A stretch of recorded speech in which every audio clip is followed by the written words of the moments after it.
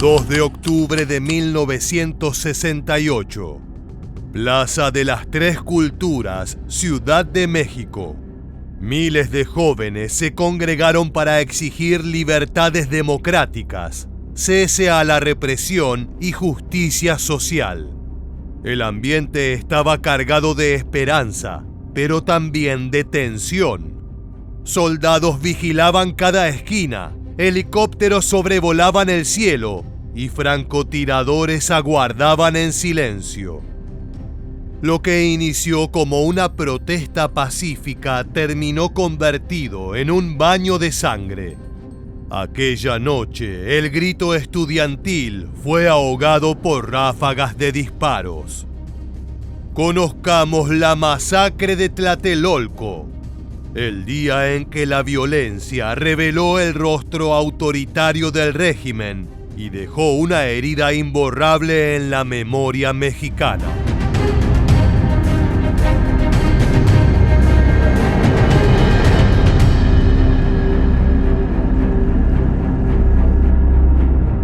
En el verano de 1968, los pasillos universitarios de México dejaron de ser simples escenarios de debate académico para transformarse en centros de efervescencia política.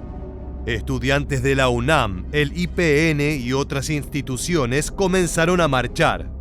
Pedían libertades democráticas, el fin de la represión policial, la desaparición del cuerpo de granaderos y la liberación de presos políticos. Lo que inició como un movimiento estudiantil pronto trascendió los muros de las aulas. Amas de casa, intelectuales, obreros y sindicatos vieron en aquellos jóvenes un espejo de sus propias frustraciones ante un régimen que gobernaba con mano de hierro. Por 39 años, México vive bajo el puño del Partido Revolucionario Institucional, el PRI. Bueno, ese era un país gobernado por un solo partido, en el que la libertad de expresión estaba severamente limitada. El gobierno controlaba todo, absolutamente todo. 12 años antes, en 1956, el Instituto Politécnico Nacional había protagonizado una huelga histórica que terminó con la ocupación militar de sus instalaciones durante un año. La represión se repitió en 1963, cuando los estudiantes de la Universidad Michoacana de San Nicolás de Hidalgo se levantaron en protesta y también fueron silenciados por el ejército. Estas heridas no cicatrizaron. Quedaron como recordatorios de un Estado dispuesto a aplastar cualquier desafío. Todo lo que nos llegaba, porque nos llegaban compañeros, el ejército está moviendo. Pero ¿cuántas mítines, cuántas manifestaciones no vimos la movilización del ejército? Muchas veces.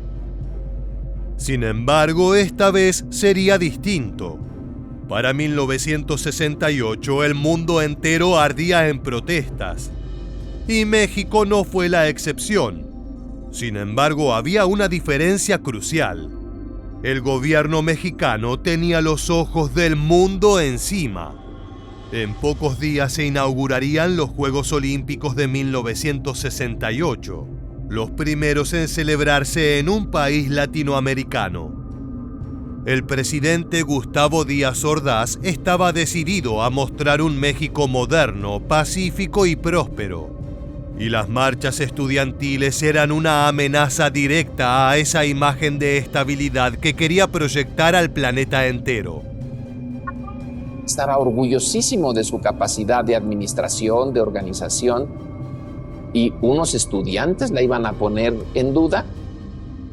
Así, las calles de la capital se convirtieron en un campo de batalla entre dos fuerzas opuestas: la esperanza de un cambio democrático y la férrea voluntad del Estado por sofocar cualquier disidencia. Nadie imaginaba aún que el clímax de esa tensión sería un acto tan brutal que marcaría a toda una generación.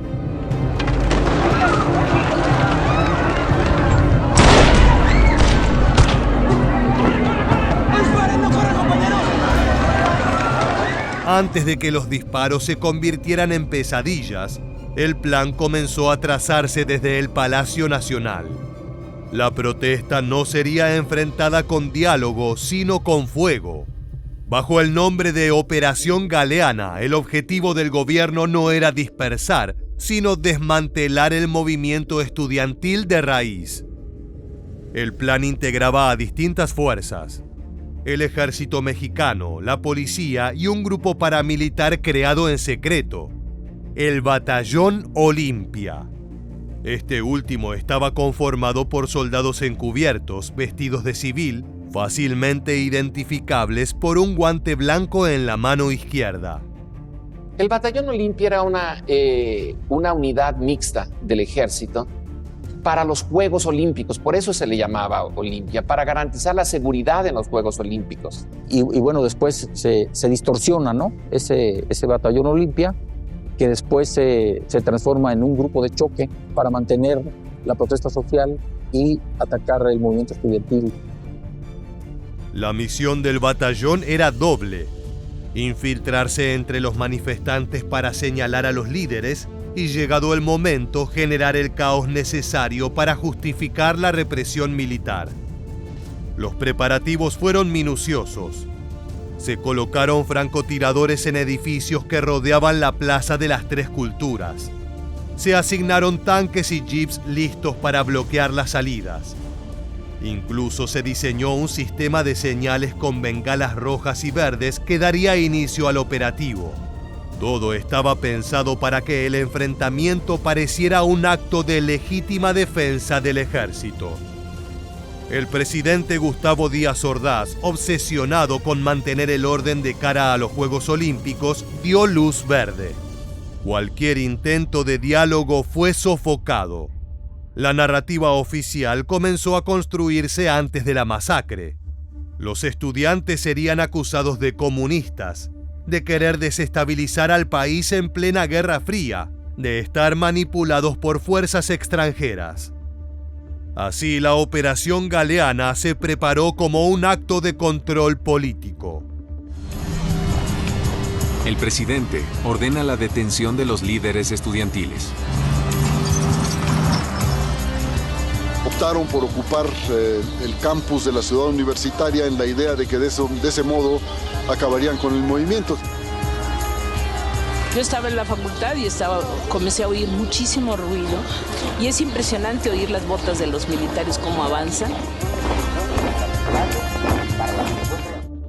Más de 800 jóvenes fueron arrestados por las autoridades, pero las principales figuras del movimiento lograron escapar. Las protestas continuaron y así es como llegamos al 2 de octubre en Tlatelolco, un día que no sería recordado como parte de una simple operación militar, sino como un acto brutal que desnudó la verdadera naturaleza del régimen. Aquella tarde parecía rutinaria para los estudiantes. Miles se reunieron en la Plaza de las Tres Culturas, un espacio abierto rodeado por edificios modernos y las ruinas prehispánicas que parecían observar en silencio. La asamblea estaba cargada de discursos, consignas y esperanzas. Familias enteras asistieron, confiadas en que se trataba de una manifestación pacífica. Nadie imaginaba que el destino de aquella multitud ya estaba escrito. A las 6 de la tarde, un helicóptero apareció en el cielo y lanzó 2 bengalas. Primero una roja y luego una verde. Era la señal. El terror estaba a punto de comenzar. Aparece el maldito helicóptero que lanza una luz verde más o menos a esa altura. Aquella altura de la iglesia empezó a caer una luz verde. Cuando yo vi las luces de bengala, yo digo, ¿qué onda, no? O sea, uno no sabe que es una señal de atacar. De inmediato, los francotiradores del Batallón Olimpia, apostados en los edificios Chihuahua y otras torres aledañas, abrieron fuego. Los primeros disparos confundieron a la multitud. Muchos creyeron que eran cohetes o petardos, hasta que los gritos desgarradores confirmaron la verdad. La represión había comenzado. El ejército respondió con brutalidad. Tanques ligeros y jeeps bloquearon las salidas, mientras soldados disparaban indiscriminadamente contra hombres, mujeres y niños. La plaza, que minutos antes rebosaba de vida, se convirtió en un campo de muerte. Estampidas desesperadas, cuerpos que caían uno tras otro, aplastados por la multitud o atravesados por balas. El batallón Olimpia se abrió paso entre el caos. Ya no solamente señalaban a líderes estudiantiles para ser detenidos, sino que disparaban, alimentando la confusión y dando al ejército la excusa para intensificar el ataque.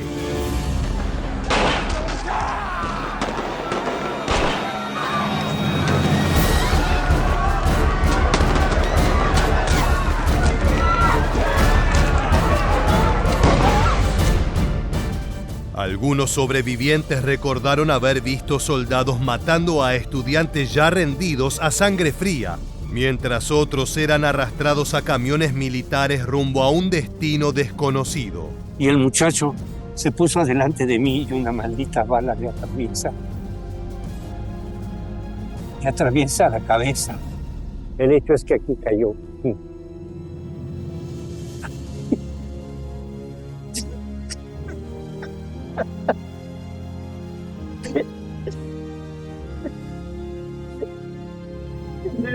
Lo más tremendo de mi vida. El tiroteo duró apenas unos minutos, pero el eco se extendió como una pesadilla interminable. La plaza quedó sembrada de cuerpos inmóviles, zapatos desperdigados y paredes empapadas de sangre.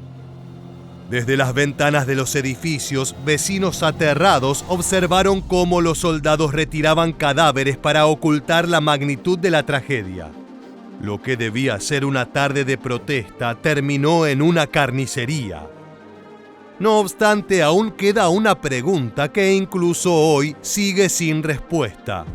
¿Cuántos murieron aquella noche en Tlatelolco? Desaparecieron cientos de cadáveres. Hacemos la cuenta de los muertos por los camiones que cargaron, 70 y tantos camiones que cargaron cadáveres para llevarlos, irlos a tirar al mar o irlos a incinerar en el campo militar número 1. El gobierno de Gustavo Díaz Ordaz reaccionó con frialdad. Apenas unas horas después de la masacre, comunicados oficiales aseguraban que todo había sido provocado por grupos armados infiltrados entre los estudiantes y que el ejército había respondido en legítima defensa. El número de muertos se redujo a cifras mínimas: 20, 30, tal vez 40. Una tragedia sí, pero pequeña, controlada, manipulada para no empañar la inminente inauguración de los Juegos Olímpicos. Sin embargo, la realidad era otra.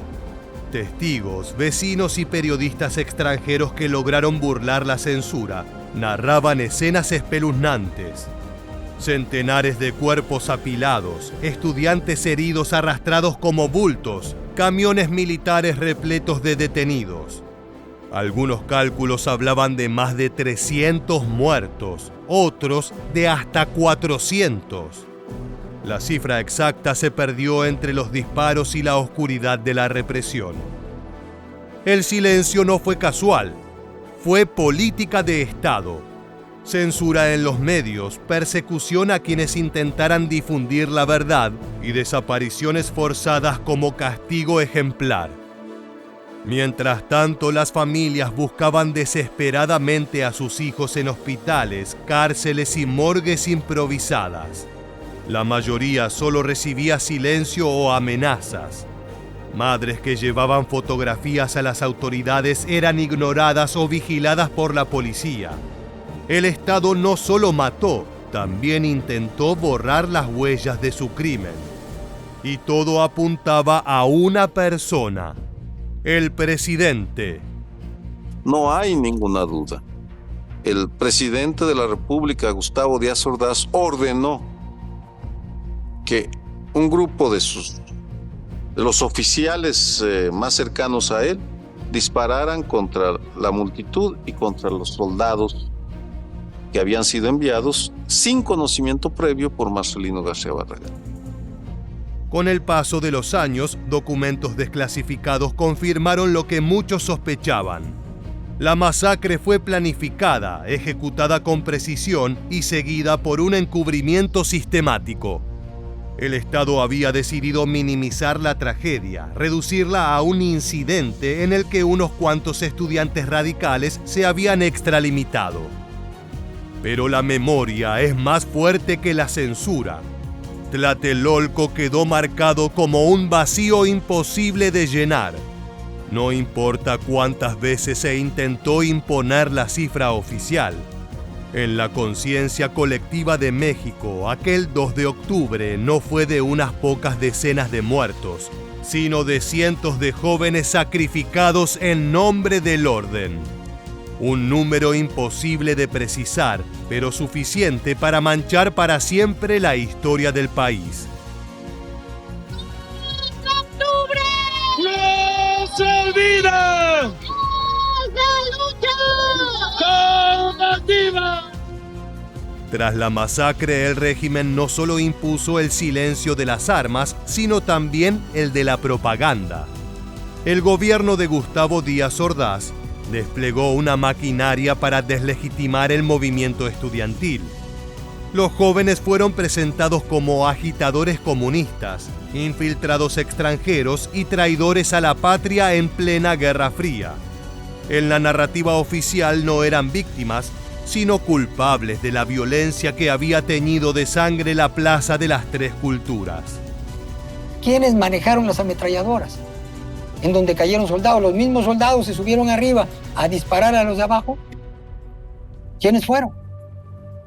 Si alguien tiene que otro grupo fue, para mí fue el grupo radical trotskista, quien poco sabía, aún gente del Consejo Nacional de Huelga, aún el gobierno no sabía que iba a pasar algo, pero ellos fueron los que provocaron esta matanza.